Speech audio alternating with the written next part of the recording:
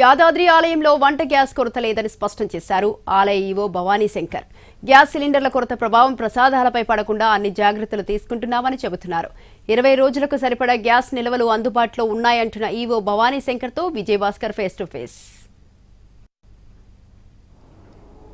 America Iran యుద్ధ ప్రభావం ప్రధానంగా గ్యాస్ సరఫరాపై స్పష్టంగా కనిపిస్తుంది. ఈ నేపథ్యంలోనే యాదగిరిగుట్ట లక్ష్మీనరసింహస్వామి ఆలయంపై గ్యాస్ సిలిండర్ల కొరత ఏ విధంగా ఉందనే అంశానికి సంబంధించి మనతో పాటు మాట్లాడేందుకు ఈవో ఉన్నారు. వారితో మాట్లాడే ప్రయత్నం చేద్దాం.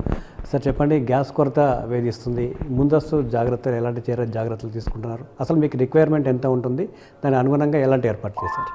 మేము 2 రకాల సిలిండర్లు మా దేవస్థానంలో వాడతాము. ఒకటి 19 కేజీల సిలిండరు, రెండోది 425 కేజీల సిలిండరు. ఈ 425 కేజీల సిలిండర్లు మాకు నెలకి దాదాపు 12 నుంచి 15 వరకు పడతాయి. తర్వాత ఈ 19 కేజీల సిలిండర్లు దాదాపు 240 నుంచి 250 వరకు పడతాయి.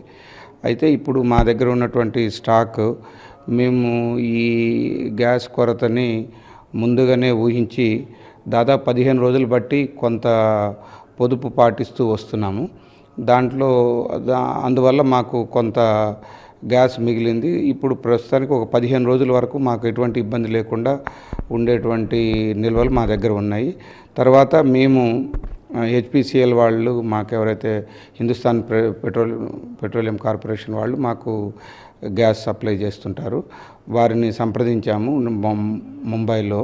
అయితే వారు ఏమన్నారంటే, లోకల్ సివిల్ సప్లైస్ డిపార్ట్మెంట్ను లోకల్ సప్లయర్ని మీరు అడగండి, వారు చేయగలుగుతారు, ఇక్కడి నుంచి మేము ఏం చేయలేమని చెప్పారు. తర్వాత మేము లోకల్గా ఉన్నటువంటి హైదరాబాద్ రీజనల్ హెడ్ని, తర్వాత మా కమిషనర్ సివిల్ సప్లైస్ని, తర్వాత జిల్లా కలెక్టర్ కూడా మనం సంప్రదించడం జరిగింది. వారి సహకారంతో మనం నిన్న కొంత స్టాక్ తీసుకోగలిగాము. తర్వాత అట్లా రెగ్యులర్గా స్టాక్ వచ్చే అవకాశం ఉంది. కాబట్టి మాకు ఎటువంటి గ్యాస్ వలన ప్రాబ్లం రాదని భావిస్తున్నాం.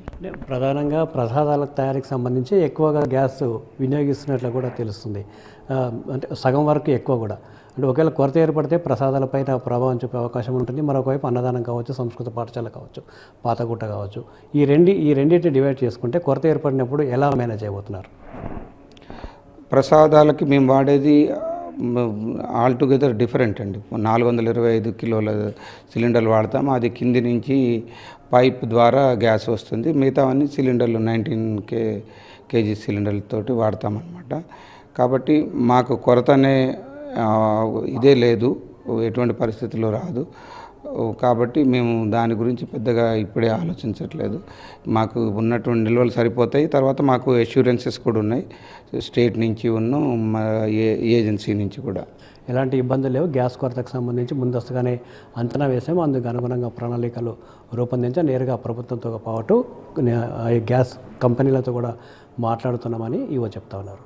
కెమెరామెన్ బాలుతో విజయభాస్కర్, ఎన్టీవీ, నల్గొండ జిల్లా.